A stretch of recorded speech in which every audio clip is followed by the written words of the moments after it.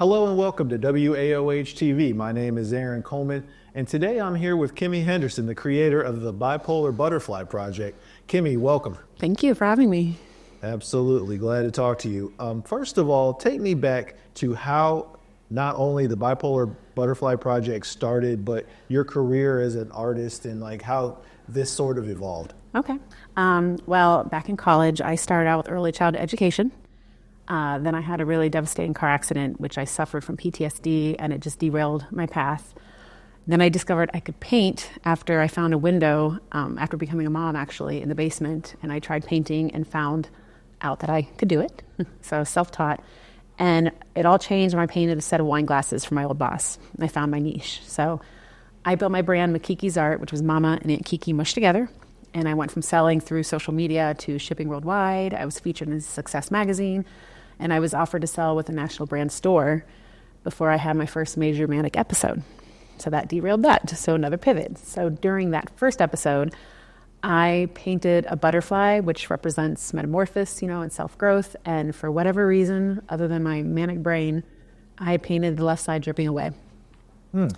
And later realized how well it represents mental illness, how on one side we're trying to show our best self, even if we're crumbling on the other. And I shared this with my Makiki's Art audience, and I was just overwhelmed with the outpour of support, and just the response was amazing. So I decided to start painting a series, and that was picking up and growing, and I was doing a lot of custom orders. And then I applied for, I submitted for a mural project at Belden Village Mall. And my submission was accepted. I did birch trees next to the food court, and I noticed the wall was empty on the other side. So I shared my story with the board, and they agreed to let me paint the first interactive bipolar butterfly mural. And it just took off from there. None of it's planned. I'm literally stumbling as I go. Yeah, definitely. I mean, that's an awesome story. And talk to us a little bit about what that moment was like for you when what you were doing artistically helped someone else. Well, the great thing about this is it's a interactive photo op, so people can go and take pictures, and it's just growing on social media and getting attention. And art is such a therapeutic release for not just me, but a lot of people. You can say something where words cannot. And I think this resonates with a lot of people because they need somewhere, or they need someone, or they need something to help give them guidance, if you will. I don't know. Like, there's just a lot of programs and organizations out there to help people that are looking for something to help them and their loved ones and family. And I think the social media aspect of it is so important because you can find resources and help on there. Yeah, definitely. And talk to me a little bit about just the fact that mental health initiatives are being pushed to the forefront in a lot of different areas and everything. How does that make you feel, with your own project, seeing others go out there and try to tell their story through whatever means that they can tell it, and just how important is it for people to share with some of their struggles? Oh, absolutely. Well, fortunately, we're in a time where mental health is being highlighted.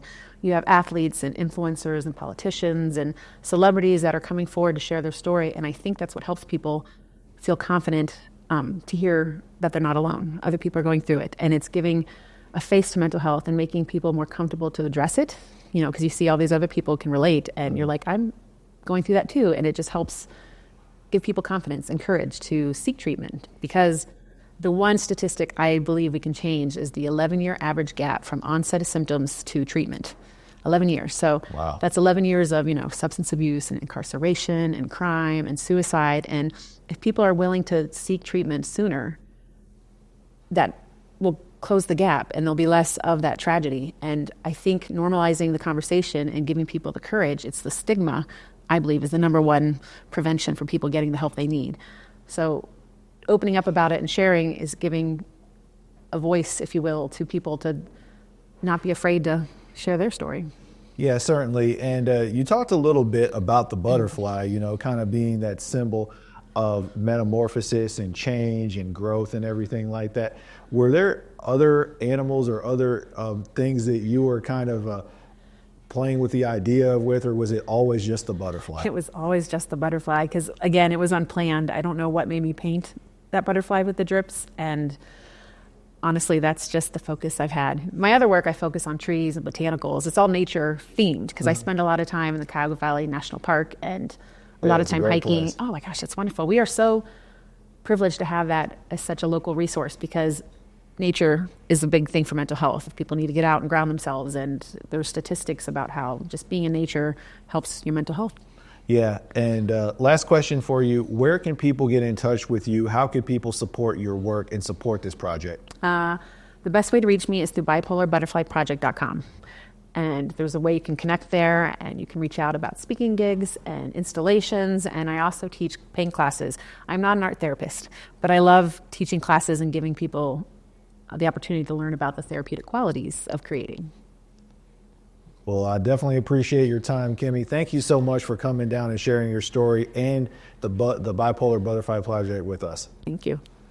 And for more information on Kimmy's organization, you could go to bipolar.butterflyproject.com.